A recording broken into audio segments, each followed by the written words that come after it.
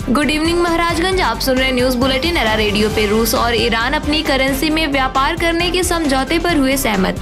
उत्तराखंड में 4 धाम यात्रा पर जा रहे 6 यात्रियों की हादसे में हुई मौत। गैस सिलेंडर फटने के चलते हुई दुर्घटना। गाजियाबाद में दिल्ली मेरठ एक्सप्रेसवे पर गाड़ी पलटने से लगी आग, 2 की हुई मौत। पंजाब हरियाणा हाई कोर्ट ने राजद्रोह के मामले में 2 आरोपियों को दी जमानत। वहीं यूपी के जालौन में सार्वजनिक शौचालय पर मुगल शासकों का नाम लिखने पर एक हुआ गिरफ्तार। यूक्रेन को 20 बख्तरबंद गाड़ियां, 10 मिलिट्री ट्रक और 10 कार देगा लिथुआनिया। रेप के आरोपी राजस्थान के मंत्री के बेटे को दिल्ली हाई कोर्ट से नहीं मिली आज राहत। बिहार में जातिगत जनगणना का समर्थन करेगी बीजेपी, जेडीयू से किया वादा। ज्ञानवापी मामले में शिवलिंग की पूजा की इजाजत मांगने वाली याचिका फास्ट ट्रैक कोर्ट को हुई ट्रांसफर। वहीं यासीन मलिक को लेकर महबूबा मुफ्ती ने कहा कि मुस्लिमों को कुचल रही बीजेपी सरकार। आईएएस पूजा सिंघल की न्यायिक हिरासत 8 जून तक बढ़ी। कार्ति चिदंबरम पर ईडी ने मनी लॉन्ड्रिंग का केस किया दर्ज। कपिल सिब्बल ने कहा कि 16 मई को कांग्रेस से दे चुका हूं मैं इस्तीफा। एनआईए ने यासीन राज्यसभा चुनाव के लिए कपिल सिब्बल ने सपा से नामांकन किया दाखिल। कहा 16 मई को कांग्रेस से दे चुका हूं इस्तीफा।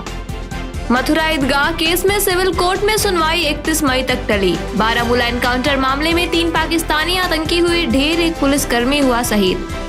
जम्मू कश्मीर में राहुल भट्ट की हत्या के विरोध में कश्मीरी पंडितों का प्रदर्शन रहा जारी।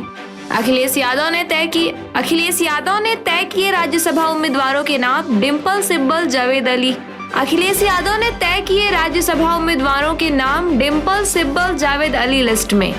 उत्तराखंड की 4 धाम यात्रा के दौरान अब तक 71 लोगों की हुई मौत। शायर मुनव्वर राणा की बिगड़ी तबीयत, लखनऊ पीजीआई में कराए गए भर्ती। भारत में पिछले 24 घंटे में कोरोना वायरस के 2124 केस आए सामने।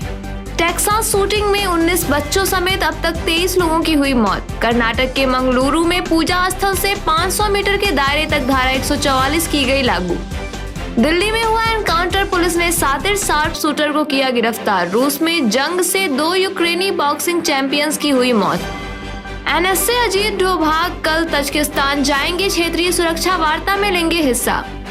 नॉर्थ कोरिया ने समुद्र की तरफ दागी 3 बैलिस्टिक मिसाइल। दूसरे देश में शरण लेने के लिए जा रहे थे रोहिंग्या मुस्लिम, नाव डूबने से 16 की हुई मौत। सरोजनी नगर से बीजेपी एमएलए राजेश्वर सिंह की मां का हुआ आज निधन।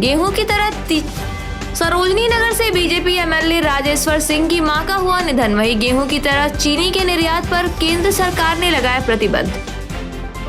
बात करें महाराजगंज जिले की तो थाना सुनौली पुलिस व एसएसबी की संयुक्त टीम द्वारा अवैध नशीली दवाओं की तस्करी करने वाले गिरोह के 3 अभियुक्त किए गए गिरफ्तार।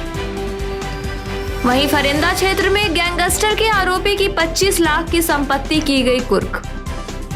सड़क पर चलने के लिए अब सरकारी गाड़ियों की प्रदूषण जांच करानी भी है जरूरी। प्रदूषण जांच नहीं कराने पर अफसर भरेंगे 10,000 का चालान। आंगनवाड़ी केंद्रों पर अब लगेगी पोषण पाठशाला, कुपोषण दूर करने के उपाय सुझाए जाएंगे। निचलौल महाराजगंज मार्ग पर बरोहिया चौराहे पर बाइक की ठोकर से घायल युवक की हुई मौत।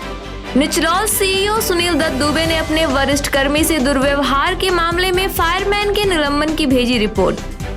फरिंदा कस्बे में नगर पंचायत कार्यालय पर कल शिविर लगाकर बनेगा दिव्यांगता प्रमाण पत्र। सदर कोतवाली थाना क्षेत्र के ग्राम सभा बिलवा काजी में 11,000 वोल्ट करंट की चपेट में आने से एक शख्स हुआ गंभीर। गोरखपुर में अब बिना हेलमेट बाइक से नहीं मिलेगी एंट्री। पुलिस सुबह 8 बजे से ही करेगी चेकिंग। तो ये थी अब तक की कुछ बड़ी खबरें। सुनते रहिए एरा रेडियो जागृति के साथ।